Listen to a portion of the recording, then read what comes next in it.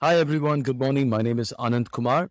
I'm a co-founder and CEO of Bugworks Research, a company based out of Bangalore, the US, and Adelaide, Australia, working on next generation antibiotics. It's good to meet all of you. एक minute रुक जाओ, ready होने दो। चलो ये कर लेते हैं। This could be a great intro. We've all heard of the phrase Silicon Valley, but did you know that the word silicon in it refers to microchips that are made of silicon? It's one of the most elite high-tech job profiles to date. You can't be a chip designer without being an intellectual giant. Today, our guest is one such intellectual giant, a Chennai boy who went to the US for higher education and ended up running global chip design companies in the US and then in India. Anandkumar is the son of a renowned doctor who ended up choosing engineering instead of medical as a way to make his own mark. But fate brought life full circle for him as he ended up getting into the field of medicine as an entrepreneur after a personal medical emergency made him question his priorities. He ended up founding not one but two health tech companies, each of which is pursuing deeply complicated problems with the potential for impact at scale. Here's Anand telling Akshayatat about the journey of building his two startups, Cellworks, which is focused on cancer therapy, and Bugworks, which is working to protect us from a bacterial pandemic. Very tough journey, right? Because you're doing so well. The semiconductor industry is booming. I was one of the co-founders of the Indian Semiconductor Association. So that's starting to happen, right? All these companies coming, right? Intel, Broadcom, yeah, Qualcomm, all these top chip design companies, they are our customers that we're serving. And then I got together with a bunch of guys from the Bay Area who are my neighbors in Bangalore, and we decided to put this company together, Cellworks. Cellworks is still running a company. And actually, we thought we can use mathematical modeling to simulate biology. So that's the bleed over from engineering, physics, mathematical modeling to doing chips to saying, can I use the same thing to study biology? That's how I got into this space. It was very tough. I think my wife supported me the most because she realized she was going to give up a huge paying job for pretty much on nothing. My kids were really scared because they saw dad moving from 5-star hotels to cafe coffee day for my meetings, or to Darshini for things. And even my parents were very upset that I was doing this shift. But I tell you what, when you make this shift for the right reason, you make that shift count. Right? I told myself, let's do something in healthcare. Let's use all of this mathematics and engineering to create something in India that can help the world in cancer therapeutics, in personalized cancer therapeutics. And when you have such an overarching goal that you want to do something to humanity, all these other things are just minor distractions. They don't come into the center play, the main play, because you pretty much realize that you have such a big mission. And early investors believed in that madness, in that energy they saw in the founding team to say, oh, wow, you guys are going to use chip design techniques to study cancer biology. What are you smoking? But then they believed that this bunch of guys is trying to do, and a bunch of scientists and engineers are trying to do something good for humanity. And we can't let those people down, right? So it's like you have to satiate the needs of all your stakeholders. So it wasn't an easy move over, but anybody who wants to do a startup with an overarching goal of giving back to society, either through medicine or through education or through agriculture or through environment, it is that overarching purpose that drives, and then everything else falls on the wayside. Okay.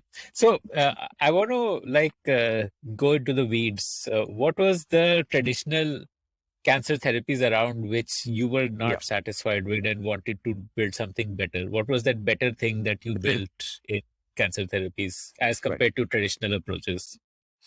As we are learning now, Shay, cancer is a disease that is very personalized. Every patient's cancer is so different.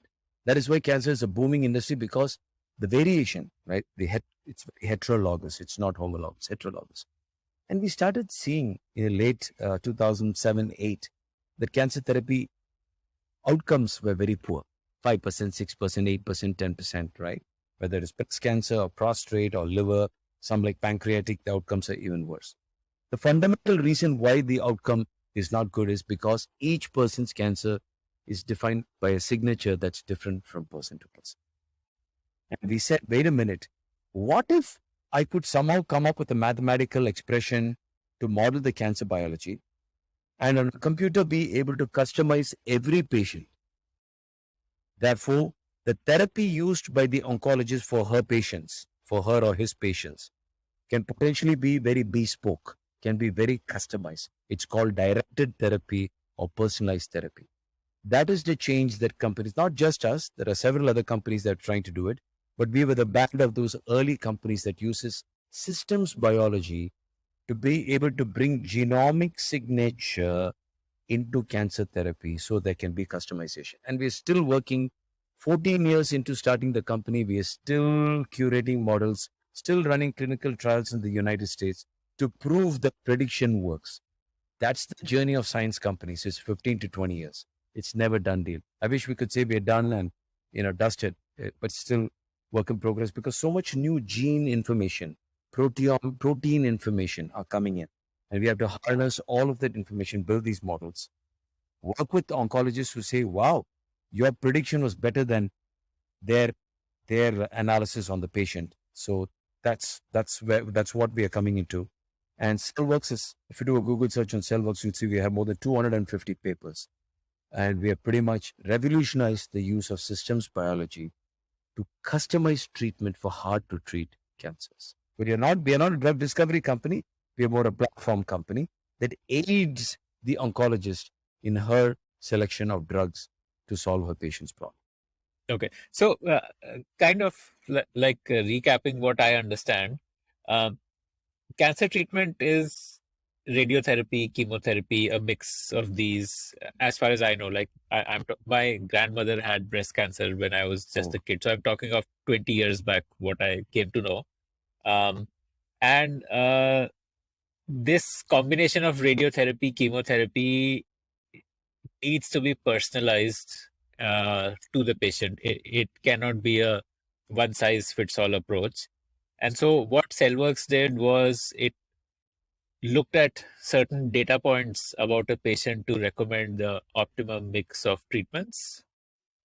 You almost got it right. So it's not just radiotherapy, chemotherapy. There are lots of molecules as well, medicines, molecularly target therapies that are targeting particular targets. Chemotherapy is like a nuclear weapon, right? It goes in and takes out the cancer and takes out many things along with it, which is why people become so sick, lose their hair, lose weight and everything, because it takes anything that is fast dividing cells, right? Molecularly targeted therapies have less side effects, but more expensive, and they're targeting particular targets. We figured out by bringing this massive genomic information in, when you do a biopsy of a patient, you get the genomic signature. Can we use the genomic signature to make the right predictions? This is before artificial intelligence and machine learning. So we had to actually stitch the Google traffic map of cancer using the biochemistry. So we took a whole bunch of biochemists and mathematicians and computer scientists and combined them together in Cellworks to stitch the Google traffic map of cancer, the actual biochemical pathways. And then you customize those pathways using the genetic biopsy data. So the roadmap is the same. That on some day you wake up and say, these 2 roads are closed. What happens to the traffic pattern? Some other day, 3 new roads are open. What happens to the traffic map, right? It's like that. Basic traffic maps are the same, but you customize the patient data and therefore have an ability to study the cancer in new ways that were never done before. So you almost got it right. Okay. So what is this biological pathway that a cancer takes, which you just referred to, that you were able to map out? What does that mean, biological pathway? Sure. So whatever biochemistry, cancer pathways, cancer biology has been mapped out, we didn't invent it. It's scientists over the last 30 to 40 years have been studying and publishing papers that says this breast cancer, there are, 40, 50 pathways inside the body, biochemical pathways that come together. Something went wrong and it created a cancer. We took all of this published data out of proteomics, genomics, metabolomics, anything with omics study, and created the mathematical platform that could stitch these traffic maps. So when I say pathway, these are the traffic maps. So if you open up a single cell or you open up a cancer cell, there are many other pathways that are coming together to create a particular end effect and something So a that pathway is like a chain of a chain chemical of things, right? reactions inside the body, which Exactly. It's biological pathways. And if you look at that, it's like opening up a complicated traffic map of a massive city like Los Angeles, right? And every morning you wake up in LA, somebody shows a huge map showing hundreds and thousands of small streets with traffic maps and live traffic data. That is the traffic map. So you have the biochemistry of the pathways. And then you put the customized thing and the pathway network changes from patient A to B to C. Hmm. So it's phenomenal. So Each a patient- pathway will, Yeah. like a pathway will show you how that cancer occurred and also how it is going to spread. How is it going to spread? And a pathway basically is how normally things need to work. And then when you block something in that pathway, something else happens. The pathway study also tells you why a particular drug is not working for this patient. So if you have a pathway that needs to be like this, and then there's a side street that comes off, then you know that the traffic can take two routes out. Those studies.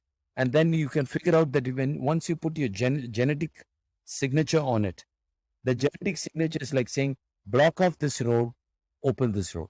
So your roads are slightly different than my roads. We are in the same city, but the roads that you are taking are slightly different than the roads I am taking. Therefore, how a drug works for patient B is different for how it works for patient A. It is studying the interplay of genetic markers and all of these cancer pathways. That study is impossible to do in a laboratory because of hundreds and thousands of pathways, but it's fantastic to do it computational. So we are one of the first people that did it with CellWorks. Okay. And how many data points of the patient do you input into the model for it to throw out? Like I said, it's been 14 years in the making. On an average, 100 people per year. So it can tell you 5,500 man years of curation work is still going on. Hundreds and thousands of cancer biology papers are the inputs into this platform. And it's tens of thousands of data points. It's so complex. And we're still not where we need to be. Ultimately, we want to go to a thing that cancer patient walks into a oncologist's office. Oncologists say, show me your biopsy data. Right? You have a cancer. You take the biopsy data, just cut and paste that biopsy data into a network. The network runs a simulation in 5 minutes while the patient is waiting and says, for this patient with prostate cancer, for this type of prostate cancer, with this type of genetic background, don't use standard of care. Use drug B. The oncologist clicks on drug B to say, why drug B? I never thought drug B would work. And then we open up a traffic map that says, if you use drug B, it can come in like this and clean up the traffic. If you use drug A, it will come and get stuck here. It's got a pothole. It's not going to get through that road. It's got a pothole. Drug A is going to get through it. And then the oncologist says, go try drug A. That is the society we want to get in. Very bespoke. No other disease offers this kind of customization because no other disease is so much dependent upon our genetic markers. So for giving this recommendation, you would need like the patient's genome. What does that mean? A genome? Typically biopsy. When a patient has a cancer, the doctor does a biopsy to study the nature of the tumor, to know which kind of cancer, what stage of cancer you're in, whether it's fast spreading, what stage it is, etc. Before they come up with the right medicine for that. All we need is that genomic sequence that comes Of from the cancer biopsy. or of the patient? Of the cancer, of the tumor. And do you also need like the patient's DNA and stuff like that as part of We get it anyway as part of when you're doing the biopsy and you get the whole sequencing. There's enough data coming from the sequencing to run platforms like ours. Because everything that matters to this cancer is captured in the signature that comes from biopsy. Got it. Okay. So, and when you started, this was like pre-machine learning era. So you would have probably needed to hard code algorithms instead of just feeding it tons of data and letting it predict on its own. Very smart question. Yes. And remember, folks like me who came through the 80s and 90s, We did machine learning and artificial intelligence in the 80s and 90s. Just that we didn't have the horsepower to execute many of the neural networks and wavelet transforms and all the good stuff that we studied. Now we have it. So with CellWorks, we struggled. We had to build some own hardware. Then we moved to GPUs. And now a lot of CellWorks' work, not a lot, but a significant minority of CellWorks' work is moving to artificial intelligence and machine learning. We haven't seen AI perform anywhere close to actual hardcore biochemistry because it's the full pathways. It's the actual pathways that are sending signals here and there and cross coupling and all this stuff. We haven't seen artificial intelligence perform anywhere close to that. But, the way technology is moving, we will be proven wrong. And so, how did you get this off the ground? Because this needs a lot of domain experts and it needs money to pay their salaries. How did you get it off from an idea to an execution? Yeah, very fortunate that our co-founders, three were my neighbors here and one was sitting in the Bay Area. So we got together. All of us had come from chip design background. And one of the co-founders had finished a postdoc from Stanford. Really, really bright. So we started creating that first traffic map right from there. A lot of the money initially came from the founders. And then people started believing, saying, hey, this looks like a dream that's worth betting on. And we started taking money from angel investors. So the first two rounds were from angel investors. But when did you do those first two rounds, from a timeline? 2007, 2008 was when we did the angel rounds. And we're hoping to give them a payout at least now, this year or next year. It's taken such a long time. But many of them put money in because they have beliefs that we are trying to revolutionize cancer treatment and make better outcomes. Why are we doing this? So that the outcome rate can go from X to 2X or at least X plus 50%, right? Or whatever. So initial money came only from angel investors in the Bay Area and Bangalore. And then Artiman Venture Capital out of the Bay Area were the first official investors in us in 2008, I believe. And then Sequoia, who was one of the top investors in the Bay Area, also became an investor in our company. Yeah, okay. So it's how much? Sequoia, I'm sure. How much did they how much did you raise? To date, I believe in CellWorks, because remember, right, my current story is Bugworks, not CellWorks. In CellWorks to date, we have probably raised, I would think, about $30 million. Okay. How much, in those early rounds, like Sequoia and Artiman, what was? Sequoia, Artiman is the majority holder of the company. So probably through angel investments, we would have raised $4 million. And the remaining 25 plus million has come between Artiman, Sequoia, and a few other companies. So I would say between Artiman and Sequoia itself would be close to 20 million.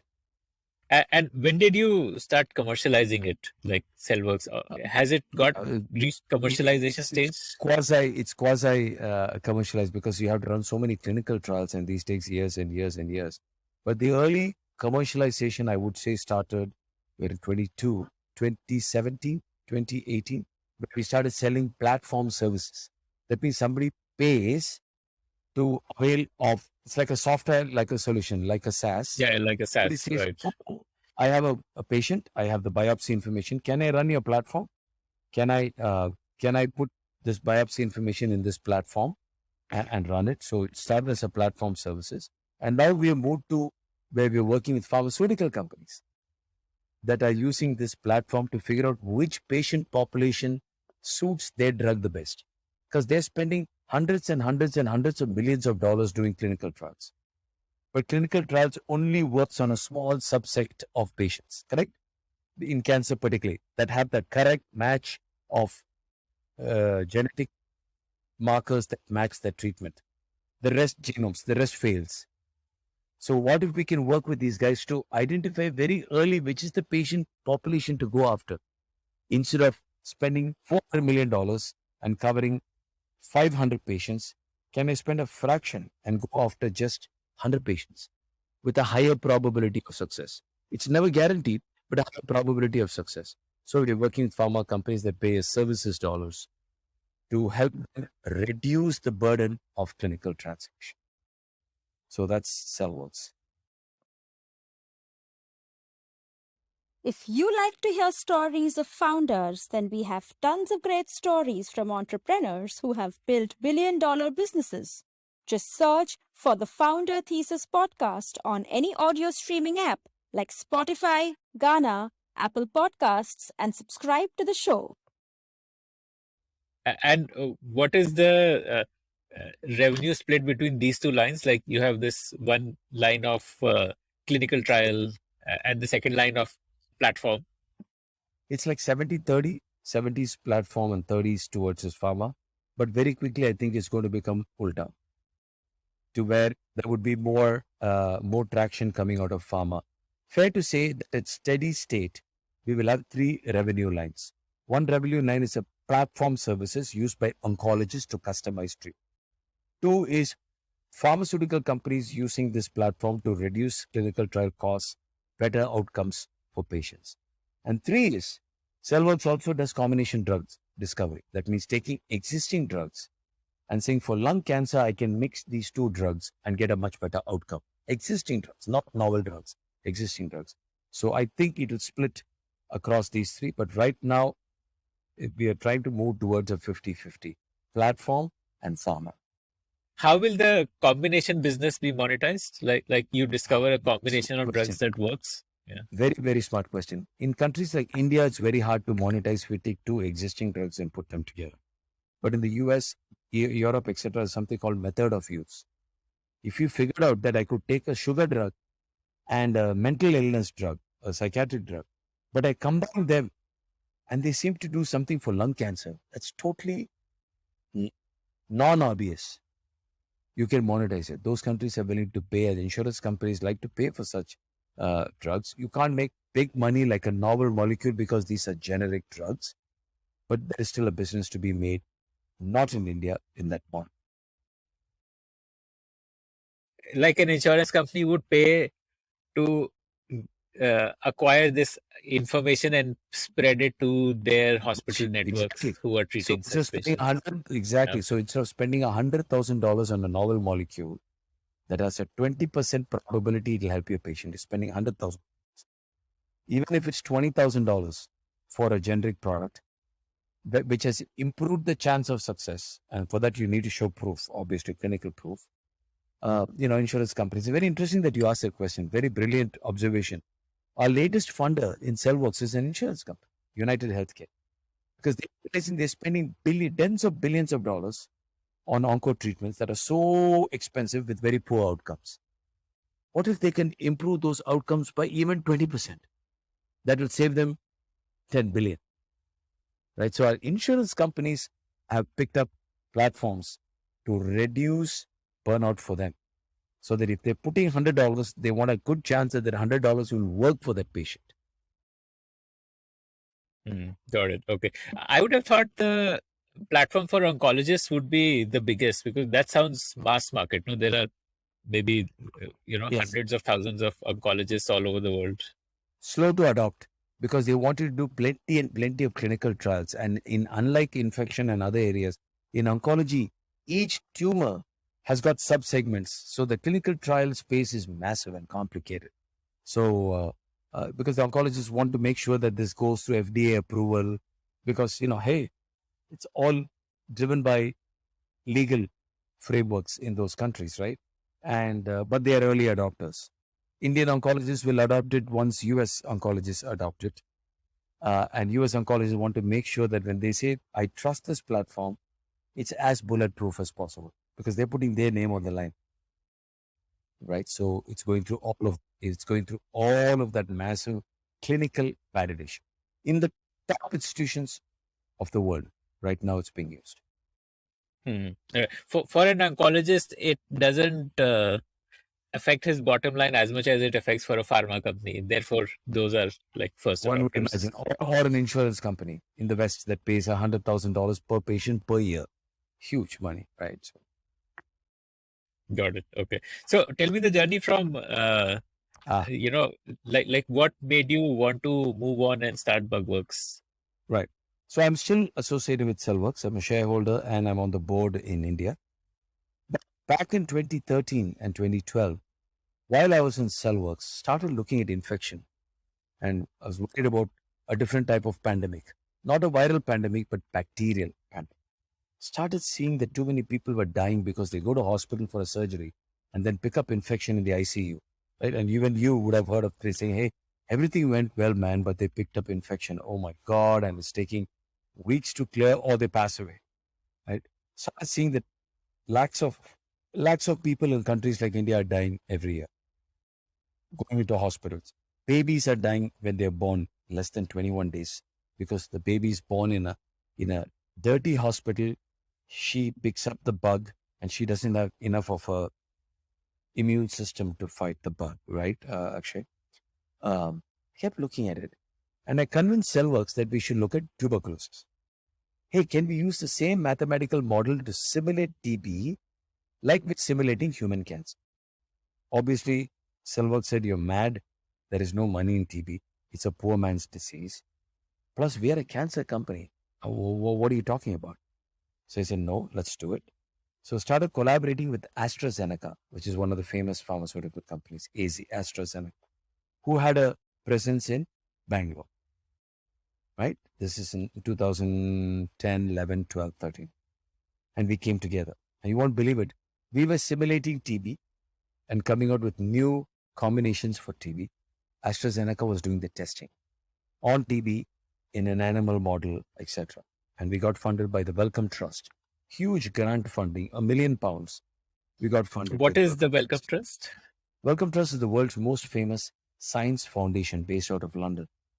Before Bill and Melinda Gates, they were the largest foundation to fund science and the most prestigious.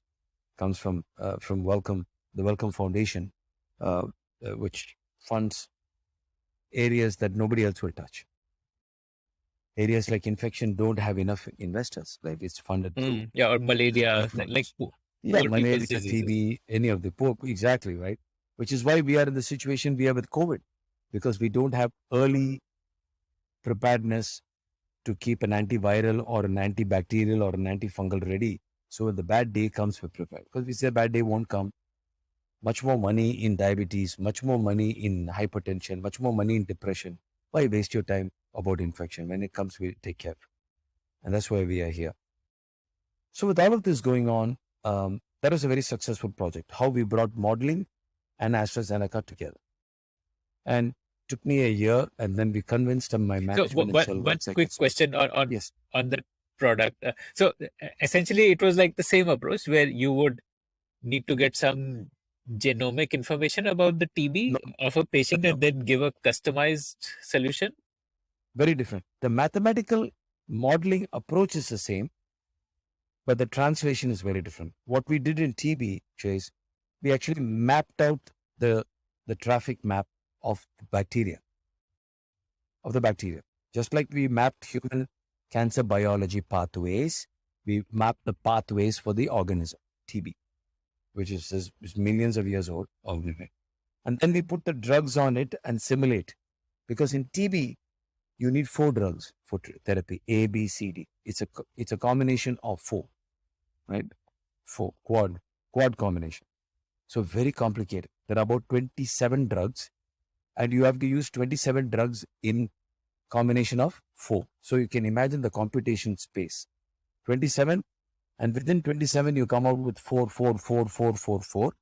And within each of those 4, the drug concentration is different.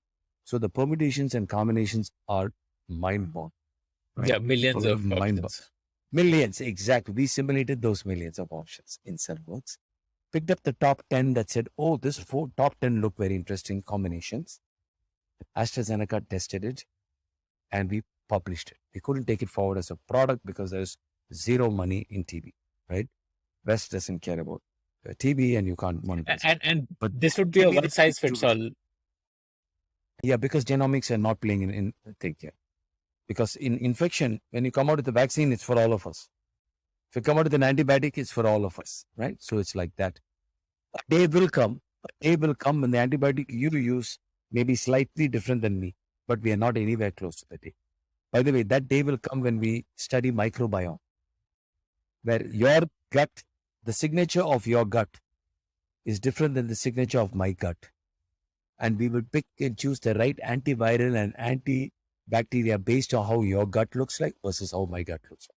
Just like genomics revolutionized cancer therapy, microbiome, study of our stomach bacteria, bugs in our gut, will revolutionize every medical field. Not today, but in about 15 years from today. So we spun out Bugworks from Cellworks and said, Akshay, we're going to come out with a new antibiotic because we saw people are dying. No new antibiotics since the 1960s. 1960s. Because it's all generics. No new class of antibiotics. We said, bloody hell. One quick question here. Can you give me a quick historical perspective of antibiotics? I know about penicillin, which I studied in school. Like penicillin is Very the good. first Smart. antibiotic. Like just for setting some context, what's been the development since penicillin? Top 10 innovations ever done in humanity. Antibiotics is one of them. Yesterday, I just read this yesterday. Along with the steam engine and paper comes antibiotics. Right? It's so important. Before antibiotics, average human life was 26 years old. Our forefathers were dying, even in the West, even doing gardening. So you get a small scrape from a rose thorn, can become infected, game over. In India, even post-independence, we were dying in our 20s and 30s mainly because of infection. If you go talk to your grandmother or grandfather, they'd say we have 6 kids, out of that 1 kid died when she or he was 2 or 3. Diarrheal infection or pneumonia, because without antibiotics, you're dead. The most important innovation of the 20th century is Alexander Fleming's penicillin, which he found accidentally. And once it became a real drug, World War II, 1940s, it changed the world age. One innovation changed the world age from 20s to 40s. Right? And then the rest is history. And then there's been hardly 7 to 8 classes of antibiotics that have been invented ever since penicillin. Because the antibiotics last for 30 years. And then drug resistance picks up, you whack it. So all of this was going on, and the golden age is 1960s, where lots of 50s and 60s, lots of the antibiotics that you and I and our family use today came from the 1950s, 60s, and then plus 1, plus 2, plus 3, plus 4 modifications of generations for that. But because the last 20 to 30 years we've abused antibiotics as societies, overused it, use it in our milk, use it in our food, we overuse it everywhere. And has been no innovation in antibiotics, Akshay. We are in a perfect storm. Your enemy knows all your weapons. Your weapons have therefore become weaker, and you have not invested in weapons. That is the antibiotic situation. And in countries like India, where the most important antibiotics are used as soon as you walk into the hospital because nothing else works, we have lost ammunition. So the drug resistance rates can be 50, 60, 70%. That means when you say drug resistance, if 100 people are infected with a particular bacteria, 50 of them will not be cured with the first line antibiotics. That's a 50% drug resistance rate. Then you have to go for the highest antibiotic, which is supposed to be used only for a rainy day. The rainy day is already here.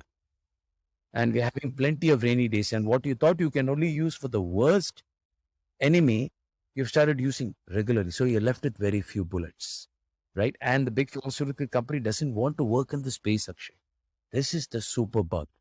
When bacteria or viruses acquire resistance that makes them shield existing therapies, they're called superbugs.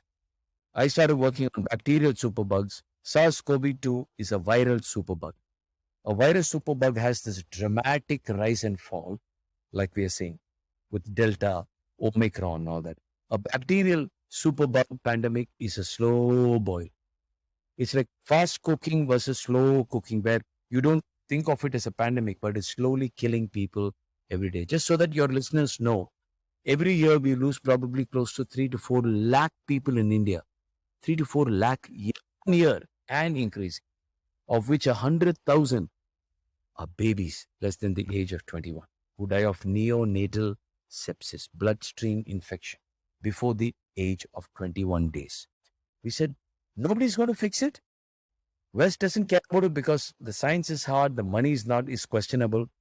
Can we build a company that can create the first novel broad spectrum antibiotic that the world has not seen in 50 years? That audacious goal is Bugworks. What is the way in which a next generation antibiotic gets created traditionally, and how is Bugworks doing it differently? So, like you told me, 60s, 70s was the golden age where new Right. generation antibiotics got created. How were they created? How were they an improvement over penicillin?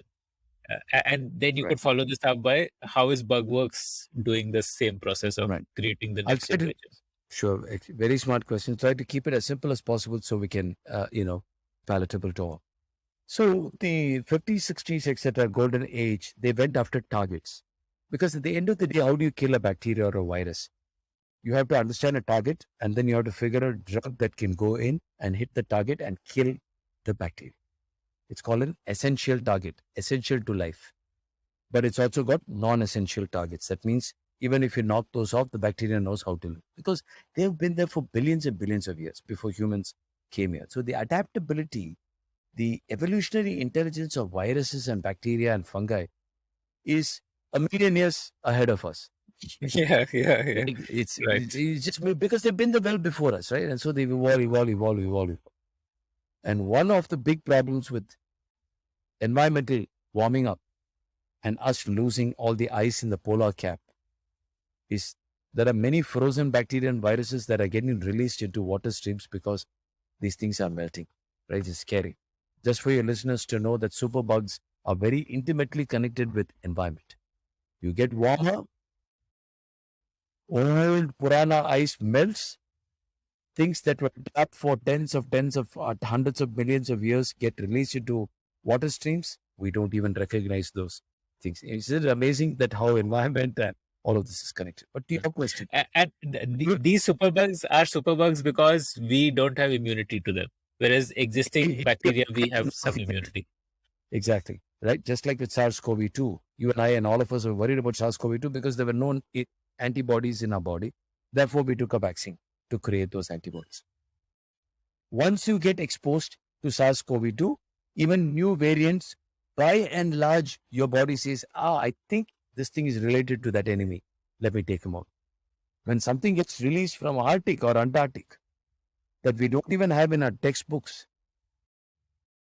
who the hell knows what's going on, right? So, using targets of bacteria and then putting millions of compounds and trying to see which of my compounds hits the target was how drug discovery was done. That failed and it's too expensive. So 70s, 80s, now people abandoned that in infectives, in anti-infection, because they say, hey, generics are doing a good job. I think these antibiotics, the old Purana antibiotics will last us forever.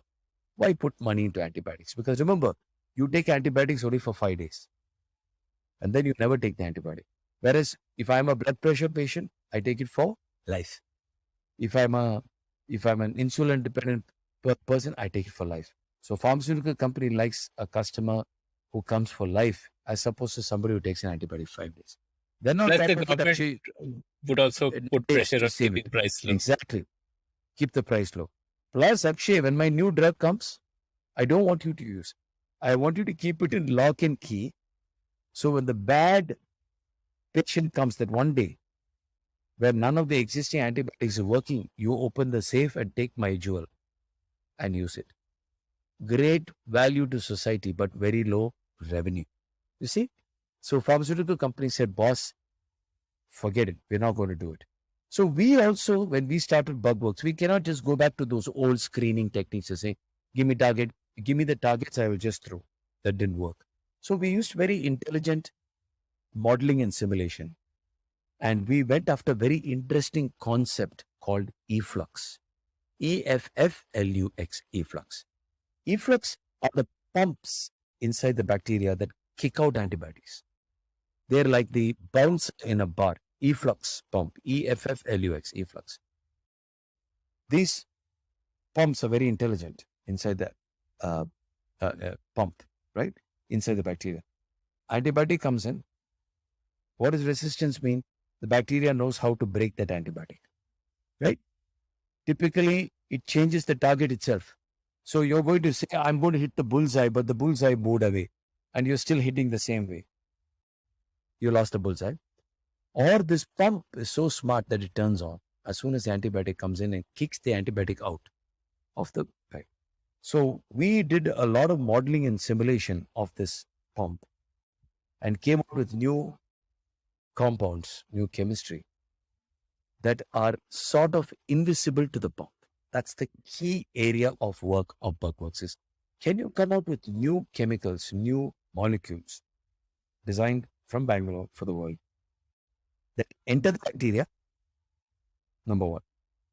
Two, hit the bacteria in a new target, because you can't go to old Purana targets because those are already changed. Find a new dartboard. Basically create a new dartboard with a new target.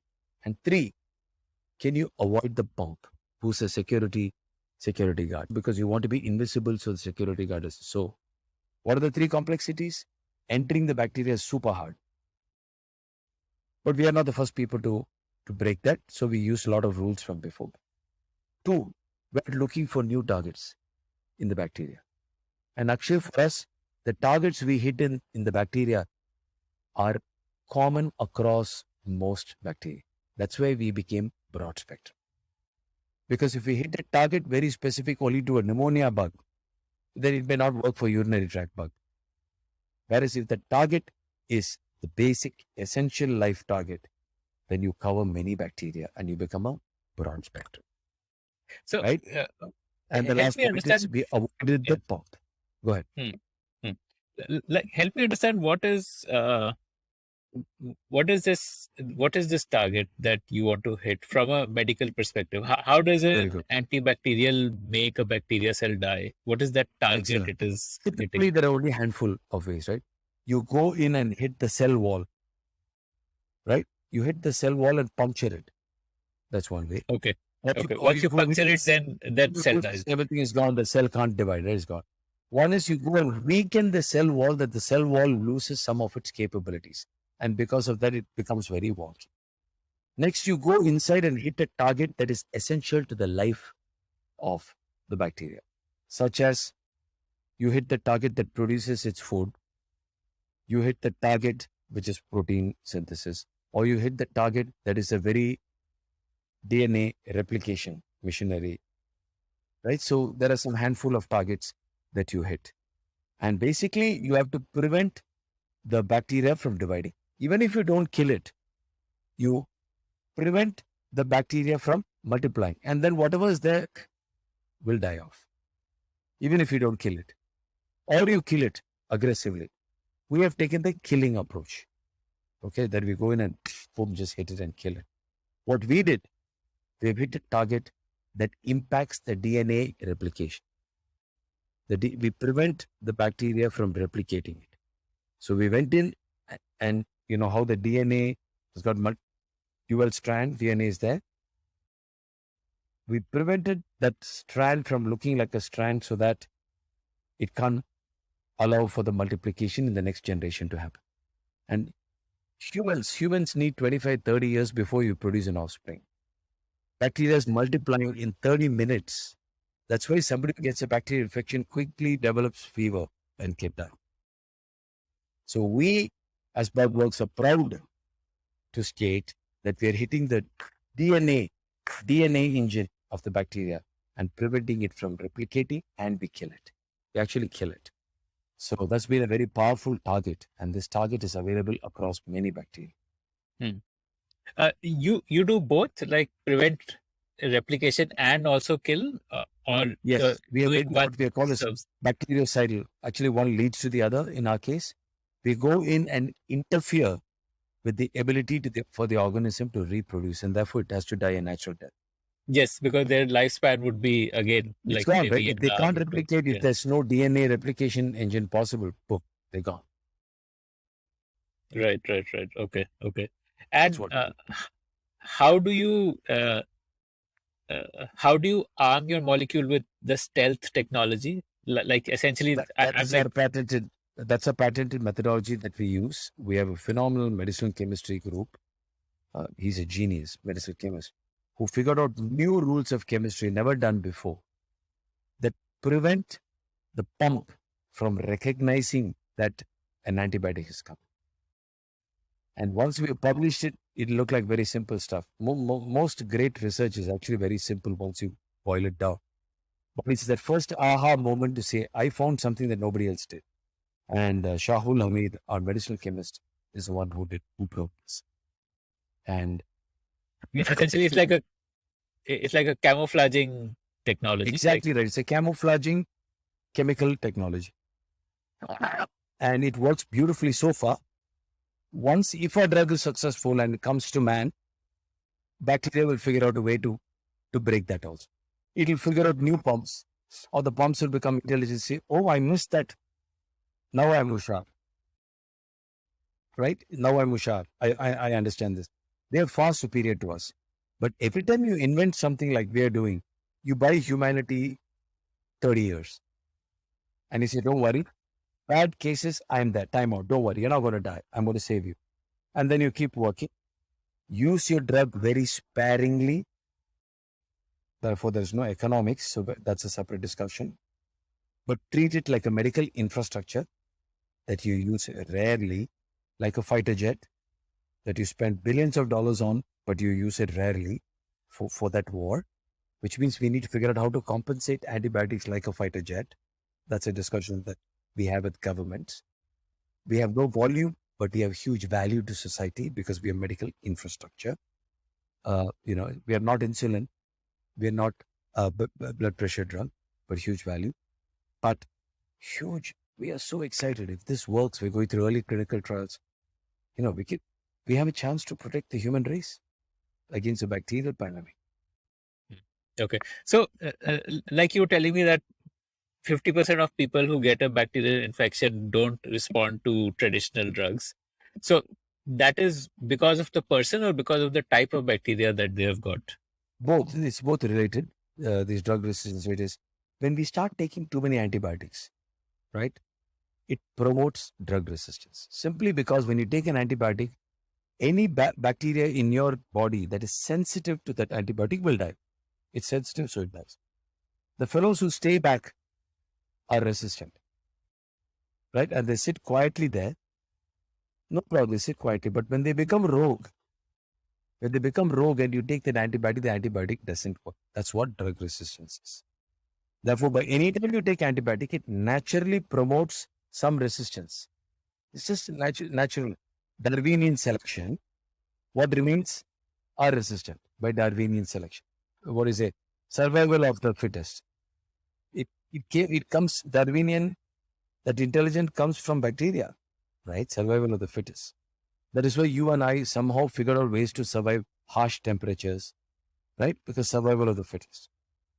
So resistance is developed by the bacteria, by the bacteria to the antibiotics. So people who abuse antibiotics have a tendency to have more resistant pathogens in their system. And that resistant pathogen gets spread into the environment every time the person passes urine or coughs, etc. So you're promoting the spread of resistant bacteria. The person is not resistant or sensitive to antibiotics. It is the bug inside us. You got it. But two people could have the same bug, and one case it could be a resistant bug, and in the other person it could be a treatable bug. Like, is that possible? Or very rare, not impossible, but very rare. What can happen is one person's immune system can be better than the other. You understand? So my natural immunity could be better. I may have seen that bug, but you didn't see it.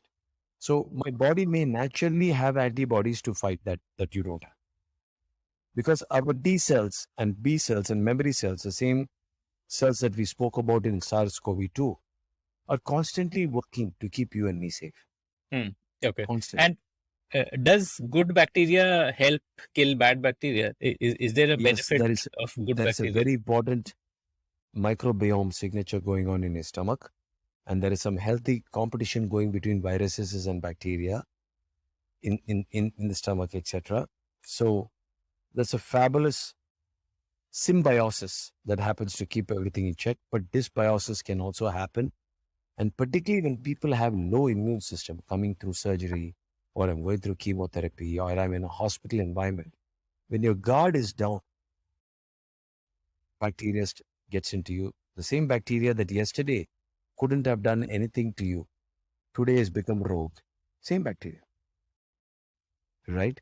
Which is why bacteria, when a virus comes in, including SARS-CoV-2, it weakens your system and allows for bacteria to also get it. That's called secondary bacterial infection. Okay. Okay. Got it. So, which is why if you abuse antibiotics, then it also like would kill your good bacteria and promote the bad bacteria and make them go rogue. Yes, absolutely correct. So, exactly. Couldn't agree more. Okay, got it. Okay. So, tell me about how, like, how you went about setting it up. Did you get angel investors in this? And, Yes. what is the commercialization model for it? And, Yeah, very different than Cellworks. Uh, Again, hugely challenging because there are less than 4 companies in India doing novel drug discovery.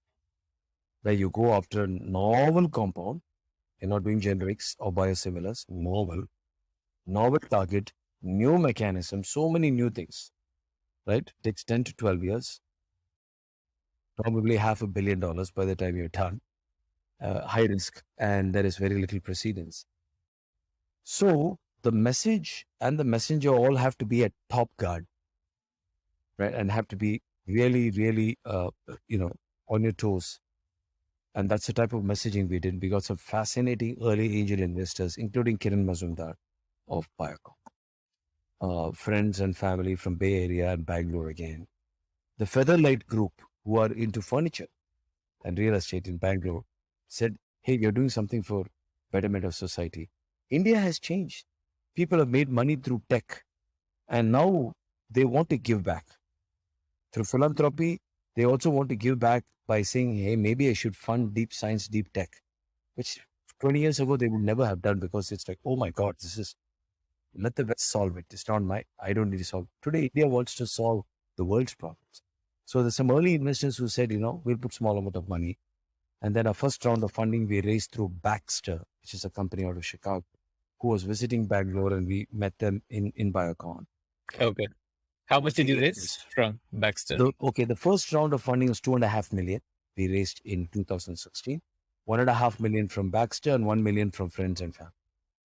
Then our first round of Series A happened in 2018 with a Japanese investor called University of Tokyo Edge Capital. Japanese. First investment they were doing in an Indian biotech was us. 2020 was the second Japanese investor. And just 3 months ago, we closed our funding, Series B1 round, for about $19 million, which sounds like big money, but it's not for drug discovery. But from an Indian drug discovery perspective, it's one of the largest fundraising that's done. So to date, we have raised about, including our grants, about $40 million, 40, of which about 12 to 14 million is free money through grants, competitive grants we have won across the world. And okay, from foundations, basically. Foundations like the Wellcome Trust, like the United States government that is very worried about superbugs, and other foundations. We got some early support from the Indian government through grants. And the very incubator that we are sitting in Bangalore is called CCAP, Center for Cellular and Molecular Platform, CCAMP. Is Government of India and Government of Karnataka fund. So without that kind of government support, well, we couldn't be doing what we do. And the commercialization, you asked a question. Typically in biotech, you crack the innovation, but you don't know how to do clinical trials because that's more a big pharmaceutical company's forte. You crack that early science. And then you take your product up to phase 1, which is safety, and then a big pharmaceutical company takes you. But in antibiotics, there are very few big pharmaceutical companies.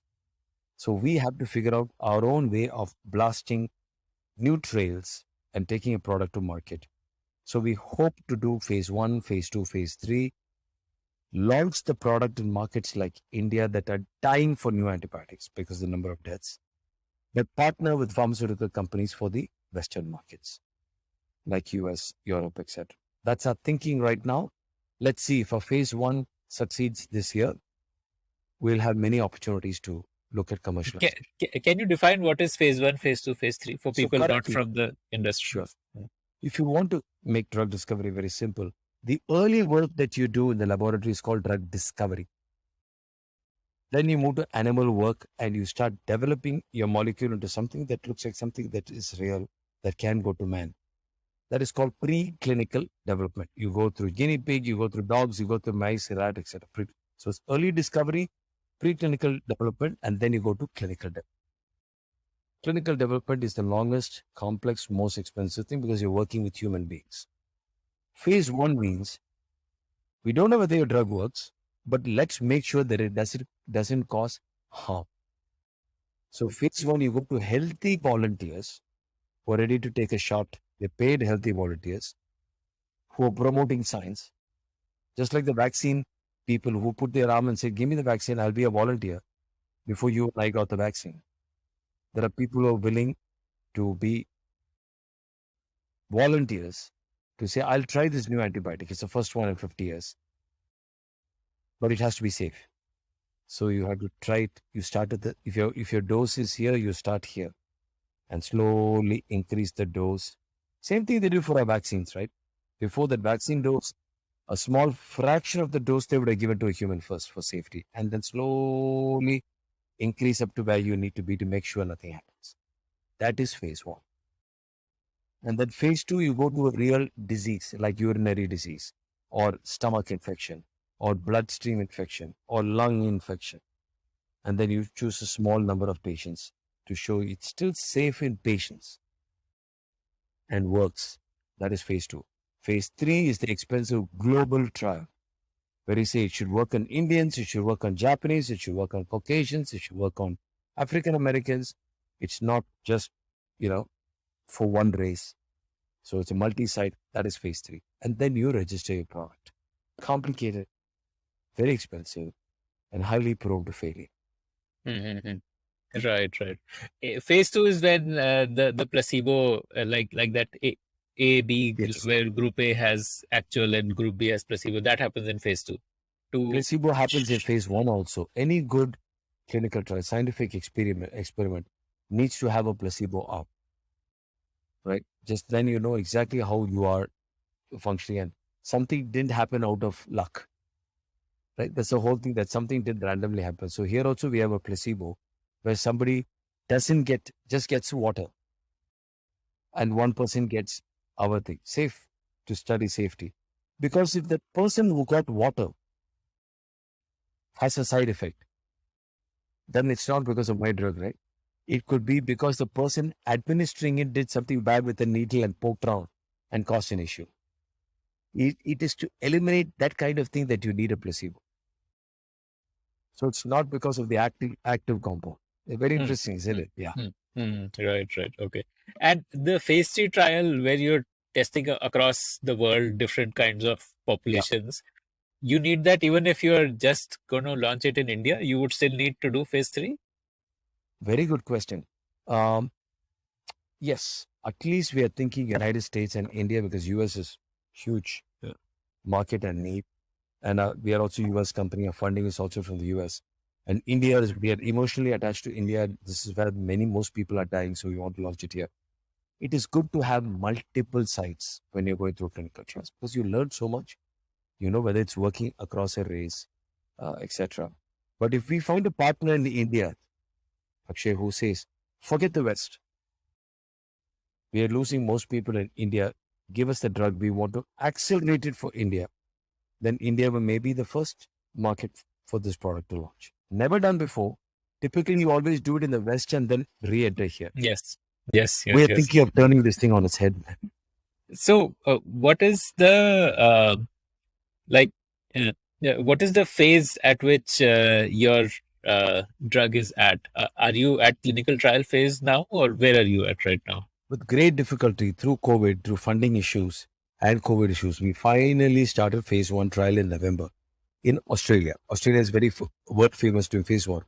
And again, very few little precedents from India that a brand new molecule is first time going through, right? So we are very worried, very nervous. We're optimistic, but highly cautiously optimistic because this thing can change the world. if it works. It'll keep humanity safe, right, for 30, 40 years by the time new antibiotics come in, etc., etc.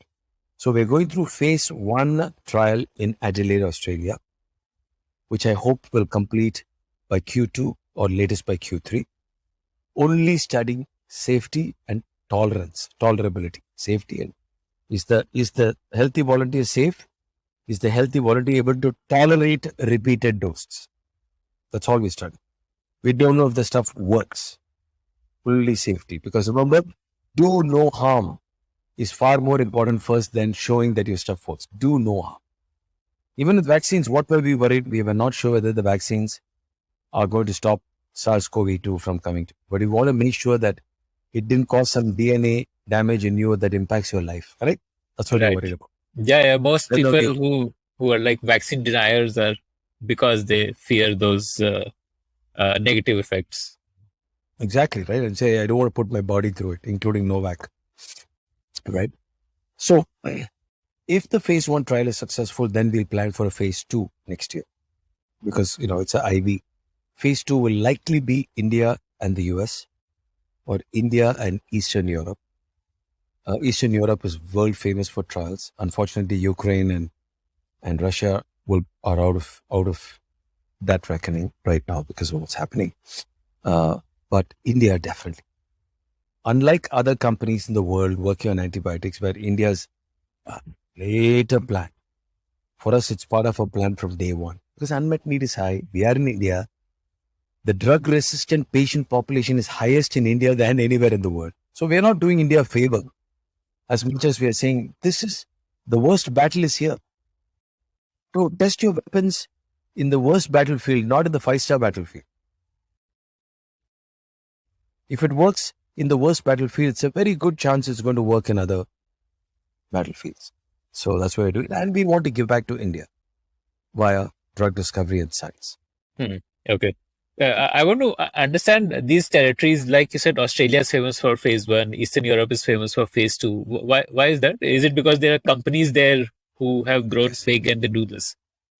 Australia is famous because of how finding patient population is very hard in Australia because it's partially populated and they don't have a infection problem like India does. But their processes for phase 1 are very good. As a country, they said, you know what? Everybody who's got a new drug is always worried about phase 1. It's a tough one, toughest phase, because first time you're putting something into man, you don't know whether it's going to work.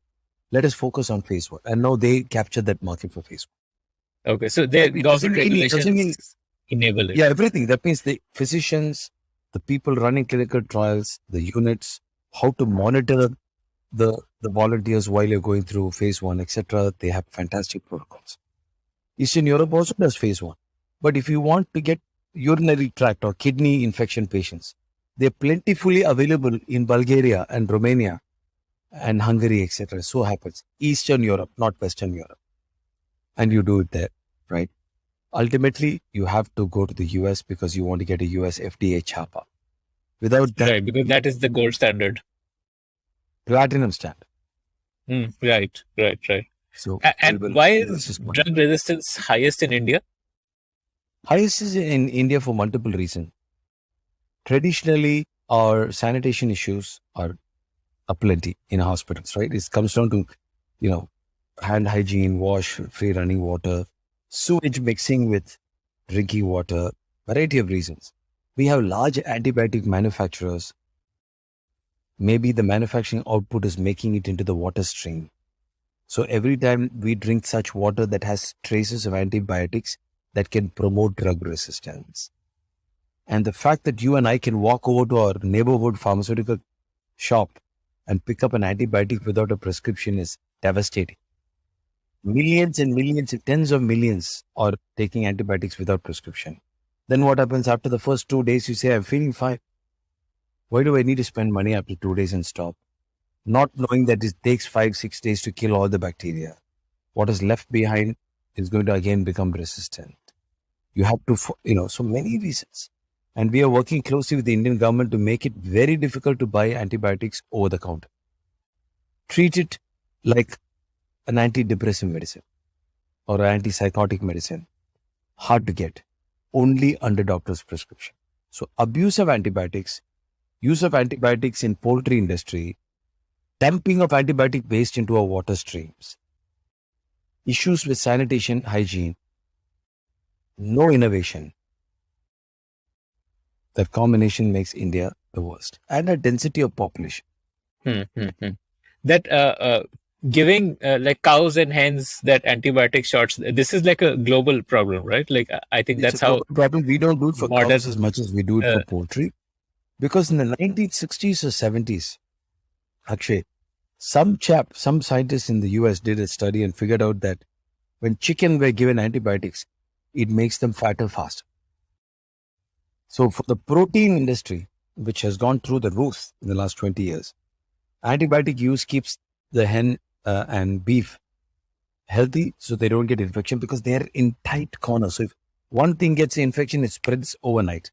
Put all of them on antibiotics, the chance of infection is reduced, right? But then imagine that the chicken are having so much of antibiotics, their excreta and their urine is going into the water streams.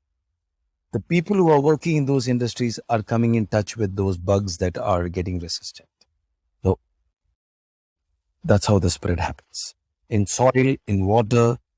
Then when you handle that meat in your house before you cook it, it may still have those bacteria on it. So it's tricky. Okay. So by 2024, somewhere around that time frame, you would have gone through clinical trials and be ready to commercialize. No, I wish so. Unfortunately, trials take much longer. Thanks to COVID, there is an acceleration. But if everything goes well, we are looking at a 2025. We are already 22, yeah. 2025, whether we can launch in India. And probably 2026 for a global launch. Okay. And what is the revenue potential of this drug? Like what like, is it like $1 billion drug, or, how will it get commercialized? We want to make it affordable and accessible for markets like India and Africa and Southeast Asia. Very simple. Very simple. We did this company to make it affordable, accessible, but not too accessible. That's the scary part with antibiotics. You want it to be, you don't want every nook and corner to have it because then you're finished. You'll develop business. Antibiotic companies are failing because they don't have revenue. You spend so much of money bringing product outside and there's no volume. So governments are trying to pay a net, what they call a subscription model. That means they say, Bugworks, don't worry about selling it. We guarantee you that we're going to buy it. And like Netflix, whether you use it or not, you pay, they figure out how to create a subscription model. But I think the way the world is going, you should be lucky if you could get $200 to $300 million per year from a new antibiotic in revenue after the first 6 years of launch. But if we are successful because we are a broad spectrum, Akshay, I'd like to tell your listeners with great humility that we have the opportunity for $1 billion antibiotic out of Bugworks. Okay. The Like opportunity, $1 billion annual revenue. annual revenue at peak. And it may take 5 to 7 years to reach that peak after launch. 5 years to reach that peak. But we are looking, there's no reason why the Bugworks drug, if it gets to clinical trials, cannot be $1 billion. Absolutely. Because there's no precedence for this kind of drug. Broad spectrum, IV and oral.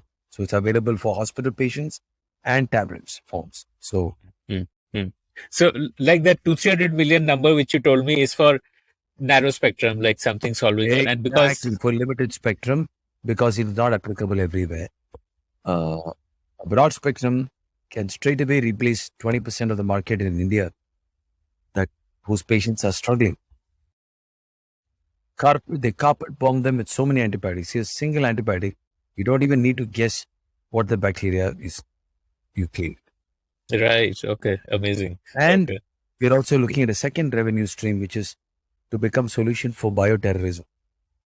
The same antibiotics that can help you against serious hospital infection is working on anthrax, on plague, on very, very bad organisms, which can become bioterrorism situations someday. I hope not. And therefore, we are talking to multiple governments to see if the same solution can become a prophylactic solution for bio defense. So it's very interesting. We're looking at hospital infections, community infections, and biodefense. Anthrax is a poison, right? Yes, it's basically anthrax is a bacteria. It's a bacteria. When Okay. bacteria that is poisonous to human body. That's what I meant. It's not like a toxin. It's a bacteria that is inhaled through spore form, and once it's inhaled, it causes your whole nervous system to come. And There is have it been- infectious? Anthrax?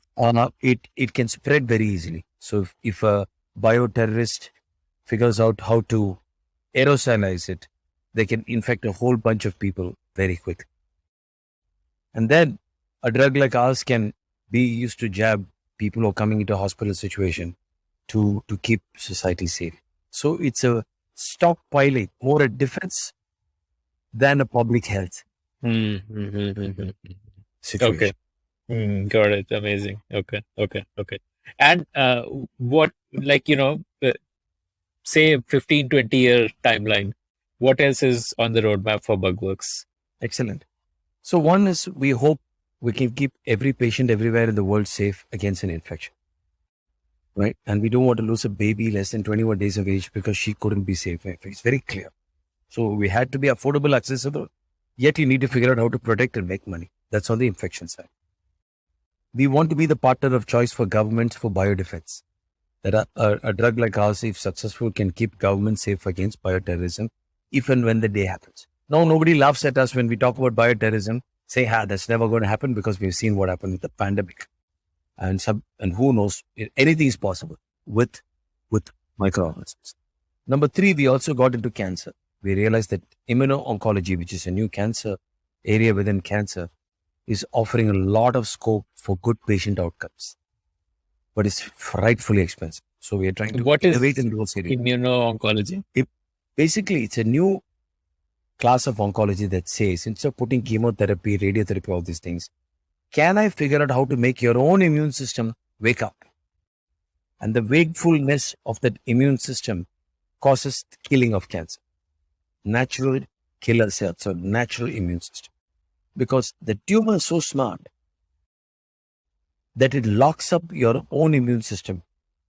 It tricks your own immune system into believing that I'm fine, I'm one of you. I'm not a tumor. Trust me, you can trust me. And it locks up your immune system. So immuno-oncology are drugs that go in and break that lock and release the immune cells to go into the tumor and kill it. Yeah, okay. Right? So basically, a tumor is essentially just a rogue cell. Like it's a cell of your body only, but which has gone rogue. During replication, something went wrong, right? Due to genetic or environmental or food or toxins that you ingest, something caused DNA damage. And your immune system normally says, hey, I can't recognize that cell. That doesn't look like Akshay cell.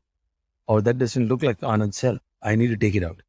But still the tumor is growing because the immune system failed to recognize it. And therefore, immuno-oncology breaks that lock and allows immune cells to get. So it's a hot area. We just got into about 2-3 years ago, looking very good. I hope we can also bring affordable immuno-oncology drugs to market in. So we have these 2 large goals: superbugs, antibiotic resistance, and immuno-oncology. That's our goal for the next 10-15 years. And what is the timeline for? We survive as a biotech. It's always so tough to survive. Survival is so tough. So our timeline is in 5 years' time, or not even say 4 to 5 years, we launch an antibiotic that will be a phenomenal breakthrough product for the world for hospital infections, community infections, and bioterrorism, against bioterrorism. While you do that, you also keep on working on next generation antibiotics because you know that the bacteria will figure out and break it. So we also work on backup assets. And in parallel, 5 years from today, hopefully we can also have an immuno-oncology asset on the market against very tough tumors like colorectal cancer, lung cancer, liver cancer, stomach cancer, prostate. We're looking at this area, the abdominal and anus area. Okay. So that's and how big is that drug, the immuno-oncology drug? Like, is that also like $1 billion? Much bigger than antibiotics. It can easily be a $3-5 billion per year type of market. But there are 4,000 4,000 assets going through clinical trials. So you're the small needle in a haystack. The competition is fierce because the unmet need is so high and the market is even better. Whereas in antibiotics, we are considered one of 5 or one of 10 worst case in the world that is going to crack. If we crack the problem, we are 1 in 5 or 1 in 10. Market is so, but impact is massive. And there's nobody from India doing what we are doing, right? Oncology, everyone is there because that's the hottest area. Right. in pharmaceuticals. But the Okay. market can also potentially soak up a lot of good assets. So it's good for us, right? We have one in which we stand out, but market is tough. So, but we're doing it for impact. In the other, we may stand up, not yet today, but we may stand up, but it's fiercely competitive. So how to position? So we're using we're trying to bring CellWorks now back into Bugworks and see whether we can bring modeling and simulation to differentiate our oncology product from others. Got it. Okay. So you said multiple times about the risk that you are facing over the next 2-3 years. Talk to me about what kind of risks are there? Like there is a risk that the drugs doesn't work? I think exactly right. I'm very confident that by the time we are ready with the product, the market conditions for an antibiotic will be phenomenal. Thanks to the pandemic, governments are waking up to saying, bloody hell, take this very seriously. Don't wait. Tsunami is coming. In SARS-CoV-2, we didn't see the tsunami coming. It came and hit us. Right? Whereas with antibiotics and bacteria, we see the tsunami coming. It's a slow tsunami. Right? So we have to be prepared. So I'm sure market conditions are okay. Science risk. In antibiotics, phase 1 is a tough one. Safety, because it's a 1 gram. 1 gram, right? So if we get through safety, our risk is down in antibiotics. Whereas in oncology, the risk is what works in animal does not work in man. The translation risk. Because you and I are far more complex than an animal. And how cancer works and spreads and grows and gets killed in a human is not accurately reflected in the animal. So the animal models are poor substitutes for human. Whereas in infection, whether it is a mouse or man, both are infected and you're trying to take out a foreigner in both cases. Whereas in immunology and oncology and all that, my God, mouse is a poor substitute for man. But you have to go through the mouse. So science risk in safety is a problem in antibiotic. Science risk in lack of translation is the problem in oncology. Got it. Okay. And what will be your distribution strategy? Would you like sell the IP or license the IP to a larger pharma company, or would you manufacture company and sell? biotech? Impossible. Small biotechs all over the world, the DNA of such companies is you innovate, and then work with somebody who understands go-to-market, supply chain, manufacturing, distribution, FDA approvals. These are complex areas, but are process-oriented. Small companies are good for innovative, crazy things, but not good for process. So things that require chaos, innovation, multidisciplinary thinking, do inside the company. Things that require process, money, global outreach, you partner. So I think both products will only partner. Okay. Like BioNTech, Moderna. Exactly, right, exactly. So if a Pfizer or a Cipla in India is interested in antibiotics and say, we want to make a difference from India for the world, you partner with them. So you can keep innovating and coming up with the next generation solution. Partners much stronger than you to complete clinical trials and manufacturing knowledge that is supremely difficult because it has to be done with the highest standards because it's human grade. So partner. So essentially, Bugworks is an IP company. Like your 30 people, 40 people maximum. Hire the best talent from around the world. Bring in modeling simulation. Bring in technology. Bring in all this stuff and do drug discovery in new ways. And then find the partner at the right place. You find the partner at preclinical or phase 1 or phase 2. We don't know yet. We're keeping all options open. We need to make solutions in India for ourselves. We cannot wait for the West to come and solve our problems. I think that's a new theme that's coming out. What we proved ourselves in vaccines, we are proving ourselves now in drug discovery as well. That innovation has to come from our own backyard to solve our own. That's all I have to say. If you like the Founder Thesis podcast, then do check out our other shows on subjects like marketing, technology, career advice, books, and drama. Visit thepodium.in, that is thepodium.in, for a complete list of all our shows.